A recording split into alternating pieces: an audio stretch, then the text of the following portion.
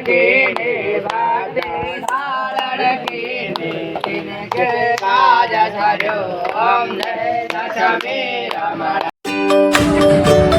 हाय friends, Radhe Radhe. कैसे हैं आप सब? होपफुली बहुत अच्छे होंगे, मस्त एकदम दुरुस्त होंगे।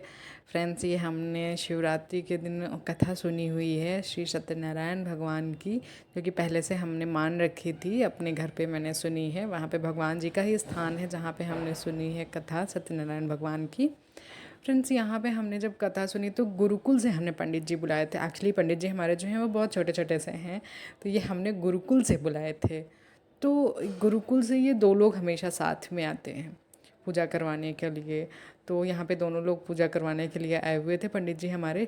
और अभी हम फिर फटाफट जो है वो मुझसे बोलते हैं कि आप सबसे पहले शालिक राम भगवान की स्नान करिए, उनको आप पूजन करिए। तो सबसे पहले उनके पूजन में पंडित जी को शंख बजाने में थोड़ी सी दिक्कत हो रही थी, क्योंकि वो लोग भी व्रत थे, तो शंख बजाने में थोड़ा सा तो प्रॉब्लम होती ही है। फिर जैसे जैसे सारी चीज़ें हो रही थी, बहुत अच्छे से सारे अध्याय पूरे हुए। हमने अच्छे से मन लगा के कथा सुनी। कथा सुनने के बाद सारी चीज़ें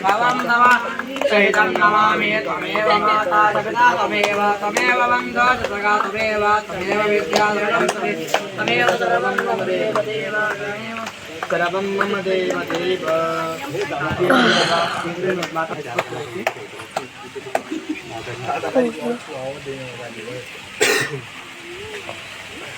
बड़ी खाली पैसा हमने हवन स्टार्ट किया। जो भी हवन का होता है वो हवन स्टार्ट किया। हवन में आहुतियाँ डाली। तो हवन में अकेले बैठ के हवन नहीं होता है, तो कई लोग साथ में बैठ के करते हैं। तो मेरी बहन थी, दो कज़िन, मेरी छोटी बहनें और मेरी मौसी। तो हम 4 लोग हो गए। और एक्चुअली ये होता है ना कि जो घी वाला हवन किया जाता है ना, जो घी डाला जाता है हवन कुंड में, वो एक मेल पर्सन मतलब एक आदमी या लड़का ही कर सकता है, एक औरत या लड़की नहीं कर सकती है।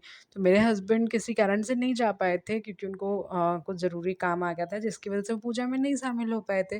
तो फिर उस टाइम मैं किसको बिठाती? फिर मैंने अपने बड़े पापा से बोला कि आप ये चीज़ करो, क्योंकि घी की आहुति जो देनी होती है वो एक आदमी ही देता है, एक मेल पर्सन ही देता है।